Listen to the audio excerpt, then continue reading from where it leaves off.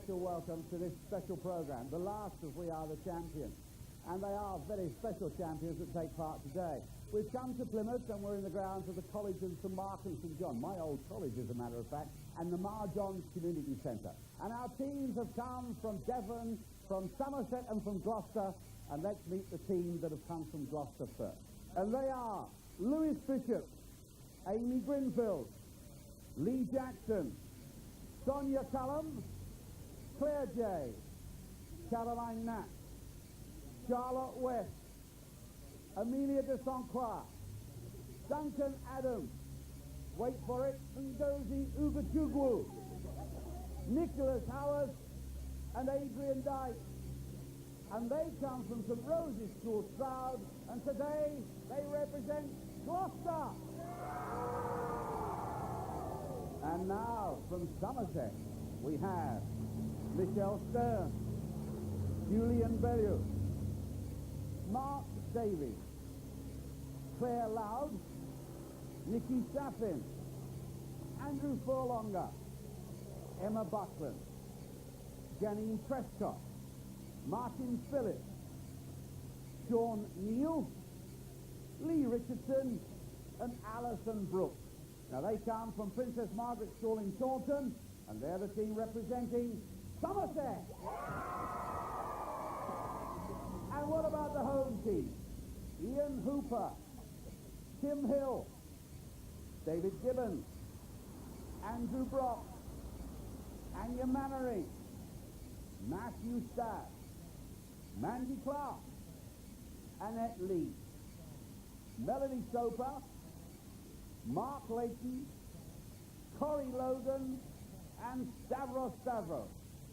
Now they're the teams from the Dame Hannah Rogers School and Woodland School here in Plymouth, and they, of course, represent Devon.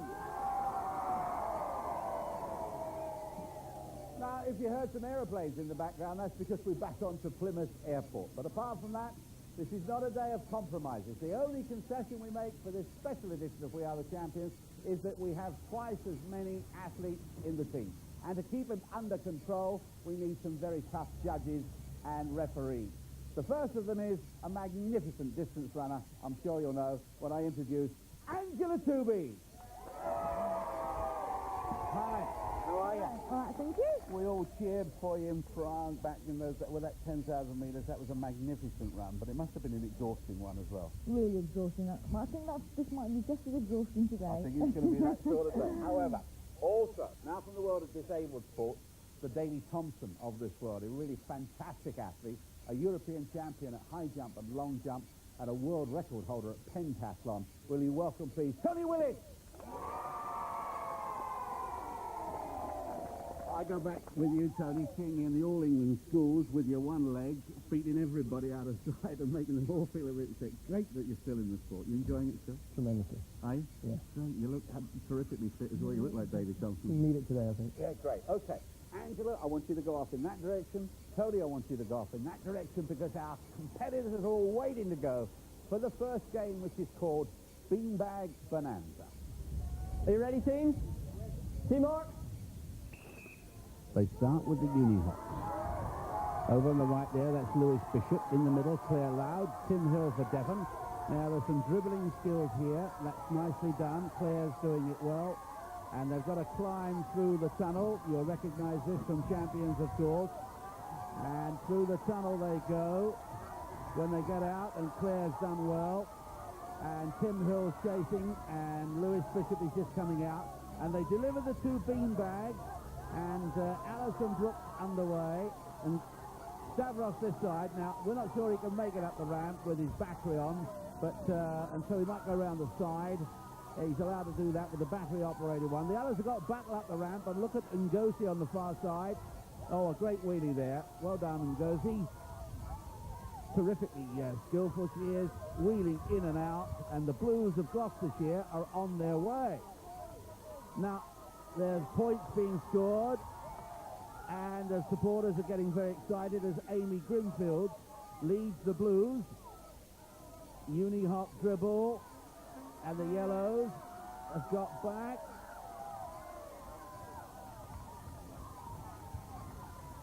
There's the two. Lee Richardson. Oh, brilliant. Absolutely brilliant. Down the ramp at a fast turn, 180 degrees. Does a little reverse. Oh, Jackie Stewart stuff this. No problem, no problem. Now some scores. And the yellow, oh, he's gone for the big scores. Oh, one's got a 7 and the other one drifted off the end. Mark Davies is leading Somerset in the centre there. The others having their battles. He vanishes under the tunnel. Well, there he is, on his way. Takes the 2 beanbags, delivers them to Sean Neal. Now, Sean is bringing up the rear, and this means that Somerset are on their way. It looks like a win for them. Now, can he get good bonus points? Some smart driving there from Sean. Flag is out. Mark Leighton is waiting for Andy Brock, and it looks as though the Blues are going to be in second. If Amelia can get that wheelchair going, there's Amelia. Just whizzed past her turning point, gets hauled back, and Andy Brock has just come out of the tunnel. Tony sticks to one side, picks him up again, and Andy's on his way. Amelia's there. Flag is up for the Blues of Gloucester in second place, but we've still got Andy Brock to finish the course and hand over to Mark Leighton with his beanbag. Here's Mark. Big cheer from his supporters. Bit of a whiz kid on wheels. Moves around nicely, and he's still got some bonus points to come, of course. Brilliant piece of driving. Now, what about scores? Up there on the 60s. Another one on the 7. Worth waiting for. Well done, Mark. And the red flag goes up. Well, now, Tony was watching those bonuses very carefully. Let's find out from him what the bonus points were. Tony. Well, Ron, some pretty even scoring on the bonuses. We've got Devon with 21, Somerset with 21, and Gloucester with 20. Thanks. Okay, so our first scoreboard reads like this. Devon have 71 points. Gloucester have 95, but taking an early lead with 121 points, it is Somerset. Now we're going to test the competitors with a few more skills. It's going to involve the ducking under hurdles, some basketball dribbling, and some wheelies. Everything's out for bucket and basket. Are ready, teams, then? Off they go. This is quite a tough one. Now, watch this, because it's lacrosse skills. They've got to carefully collect a ball, put it into their lacrosse stick, and then they've got to come up and get bonuses. It's Lewis Bishop on the far side for the Blues who's gone off well. Nicholas Atherton in the centre. David Gibbons for Devon on the red. And Duncan Adams, Gloucester wheelie, is already on his way. 360 degrees. Oh, that's a nice one. I like that. Now, the Blues have got away. Duncan Adams for Gloucester. Now, he's got to try and score a basket. He misses that, but nonetheless, Amy Greenfield is on her way. Amy collects, and that's a little tricky. After she'll get just a little help when she's had 1 or 2 goes. Just those manipulative skills become a problem. Now, can she get a bonus? Not quite. Matthew Stadd. Now, he's going to drop it in the bucket. That's a good one. Well done, Matthew. Ian Hooper now on his way. Big tall Ian, got his lacrosse stick. Now, this is a tricky little skill. It really is. On his way, can he duck under, and little bonus there. Got the 10, got the 10. Well done, Ian. That means Mandy Clark's on her way.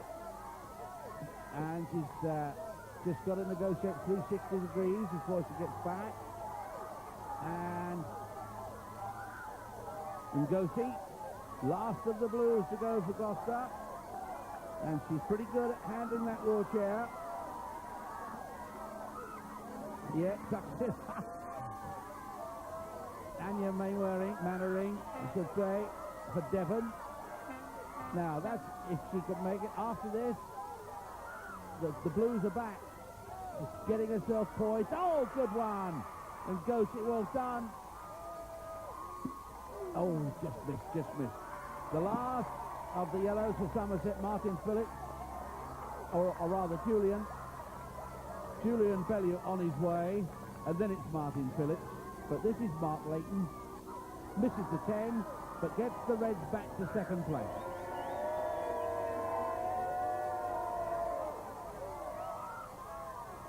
.360 degrees. This is tough. Really is a big wheelchair for a little lad, but on his way. Now a chance for bonus. Now a chance for bonus 10. Good stuff.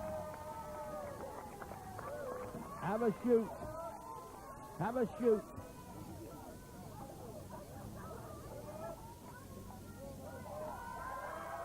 Oh, good. Got it in the bucket. 10 for Martin. Well done. Well, once again, of course, it's all about those bonus points. So, Angela first. What about the basket? A bit of change here on.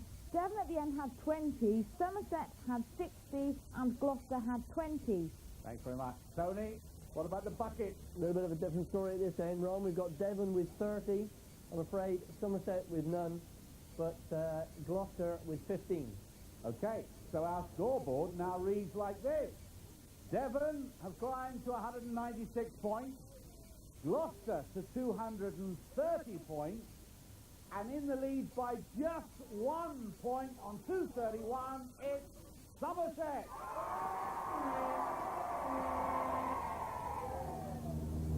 Angela, how did you become interested in running in sport?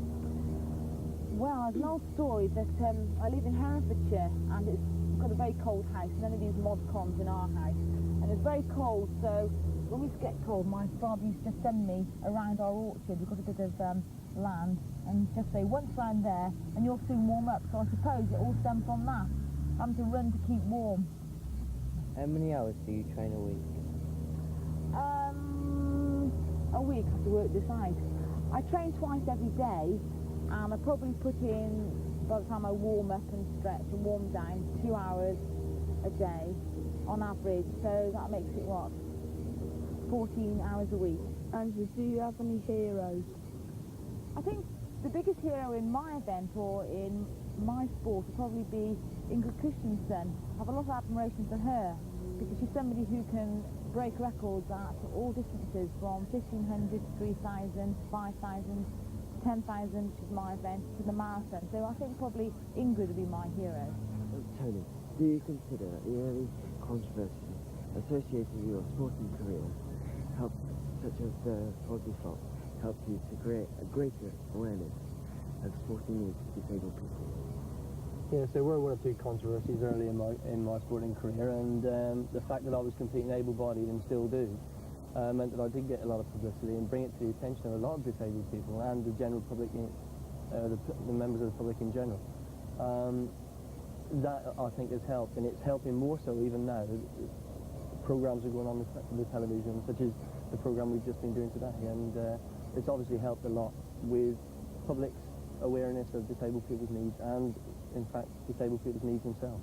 What is the highest jump you've ever done?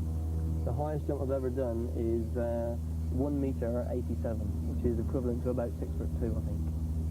Tony, what's your ambition in sport? My ambition in sport is to make the next Olympic Games, I think. I've managed to be selected for the last two. I'm getting a bit long in the tooth now. I'm 32 years of age, so yes, the next ambition of mine in sport is the next Olympic Games next year.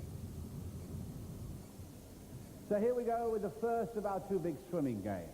And this one involves those catapults. I love to see them, but it does mean that anything can happen in the first game, which is called flying fish. Ready? Off go the first swimmers, delivering the cannonballs to the cannoners there. The gunners who are waiting to shoot it. David Gibbons in red, Mark Davis, Nick Howarth, all swimming valiantly. Now the first of the gunners and the yellows. Oh, bonus, I think. Well caught. That was Julian Bellew, the catcher, and the blues there. Caroline Knapp diving. 10 bonus points for everyone that's caught in the dinghy. Second swimmers on their way. Mandy Clark on the left, Janine Prescott, Claire Jay.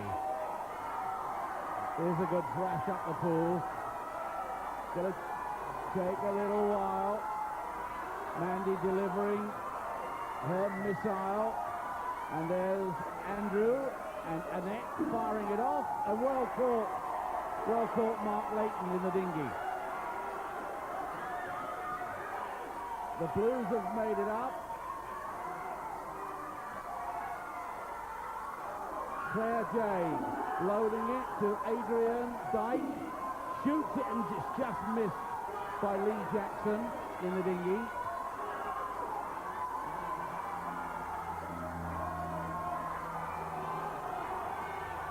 They're on their way back, but the Reds are looking good. Melanie Soper is on her way, and she's the third. Melanie going to deliver it to Annette Lee. Annette Lee loads it to Andrew. Andrew fires. It's, oh, brilliant. Brilliantly held, Mark Layton. So the Reds going back, and their flag goes up. It's 150 points to them if they get back first. I think the Reds are going to make it.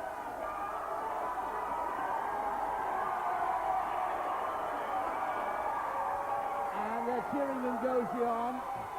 They're also cheering Lee Richardson on. Lee's going to get the flag for the Yellows in second. Somerset are going to be second. The Yellow finish coming up now. Here it is. A terrific crash. Look at this. Ngozi Ugachukwu gets there for the Blues. She won't notice he's hit her head. There you are. Blues are back. And the bonus points for that game were as follows. Devon scored 20, Somerset scored 10, and Gloucestershire scored 10. And if we move over to the main scoreboard, we can see that in third place we have Gloucestershire with 330. In second place we have Somerset with 361. And in first place, but only just, with a total of 366, we have Devon.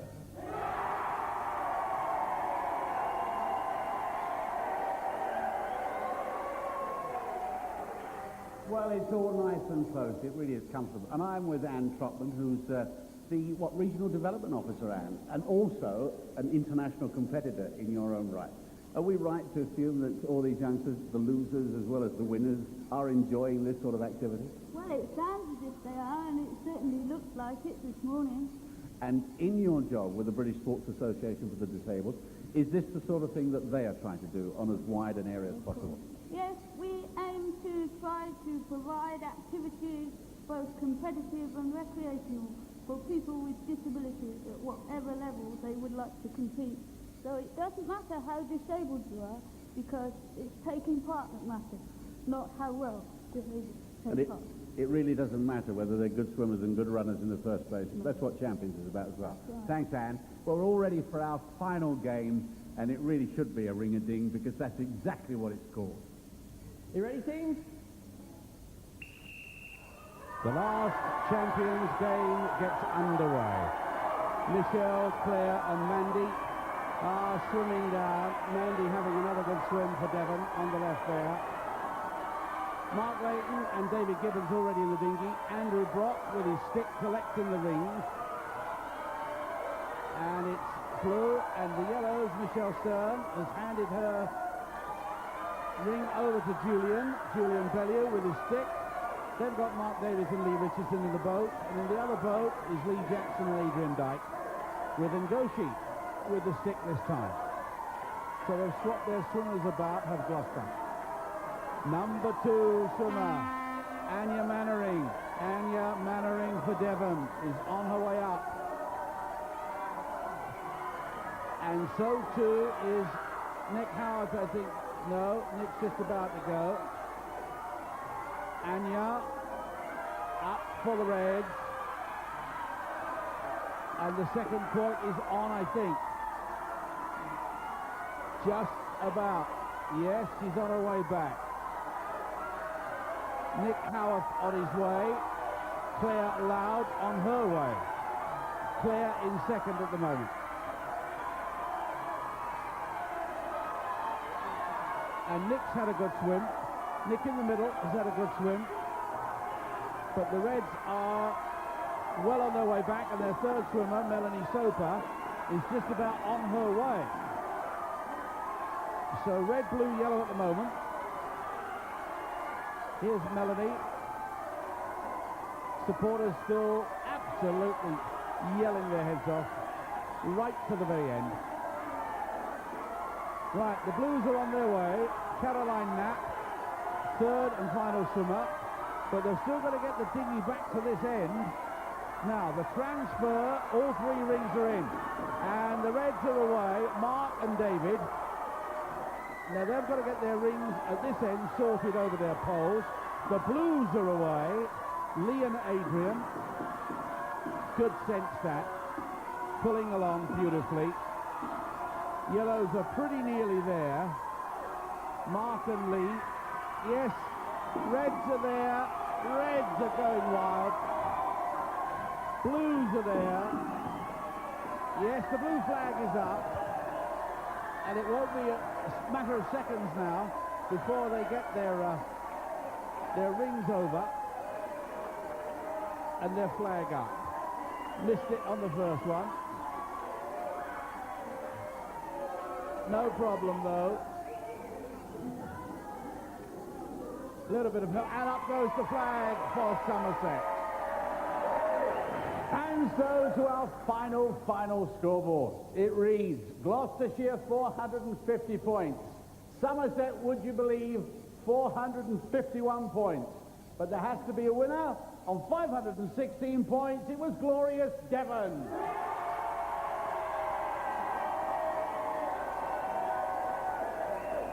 But surely on a day like this, there were no losers. And we have a lot of people to thank. Not only the people here in Plymouth and at Marjohn's, the college here, but all those physiotherapists and helpers and teachers, everyone that made it possible to get everyone here today. It's been smashing to see them. And of course, we've had two very special guests, and I hope you're going to give a very, very big round of applause. Angela Tooby and Tony Willis.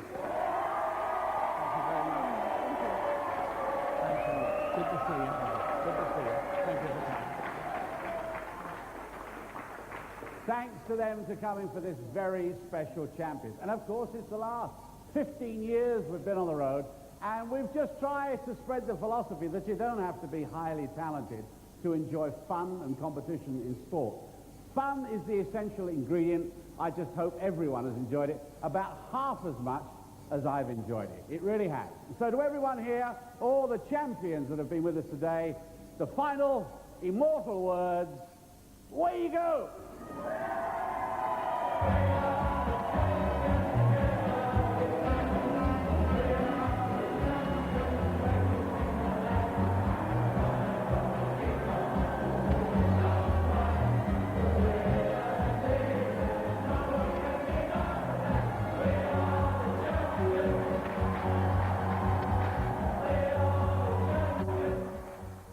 Here, Ron. Great words.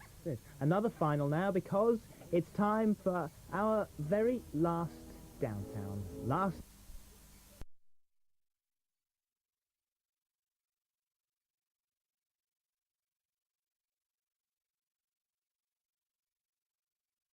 I am. She were only acting like she were earlier because she thought she were going to fail him. Hey, you were. That's why you didn't want to go to school. You told me. Fail him? She was never going to fail him. I always knew she'd pass. She's a bright girl, you know. It runs in the family. Oh, you always knew I was going to pass her, did you? Oh, yeah. Deep down, yeah. If the council won't help, why don't we do his own thing? There already is a fundraising committee. All right, so we have a summer builder of his own, and do that. And whatever we raise, we give it to them. That would be wonderful, but what sort of thing did you have in mind? Oh, I don't know. I mean, what would Bob Geldof do? Well, whatever it is, I don't think we'd be up to it. No, we just ask around, see what ideas people have. I mean, it's such a good cause. I'm sure there've been only 2 wins down. And would you believe she passed all age and with good grades? Good. I bet Alan's really pleased, isn't he? It's dead arrogant. Yeah. I think Mel suggested that she was a bit, well, not bad tempered exactly, but well, a bit petty. You were horrible. Couldn't have been worse if you'd done the exam yourself. £1.10, please. Nice well. Excuse me.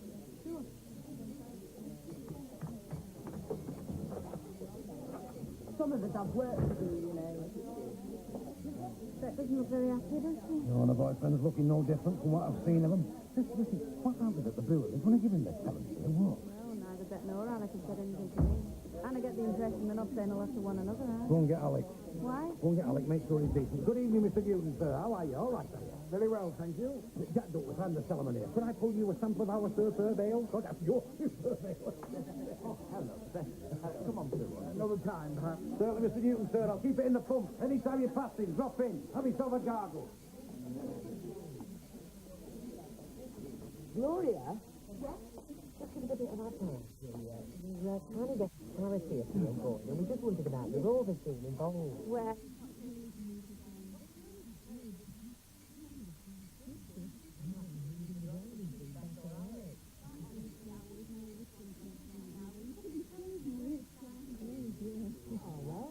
Turn to the top hats of local industry. Do you down support them? In what? Charity fundraising. Yeah, love to, but not just now. I've got to get home. Which I understand is where charity really begins. Oh, I hope it falls off his wallet. Oh, we mustn't be too disheartened. I'm sure Bob Geldof had a few refusals to start with. Probably. Good health. Bet. Yeah, sure you won't. No, not just now. Well, to business then. We had our board meeting this afternoon and the question of the tenancy was raised. Now, Alec, I know you wanted that tenancy. You made it very clear. As I had every right to. But see, to my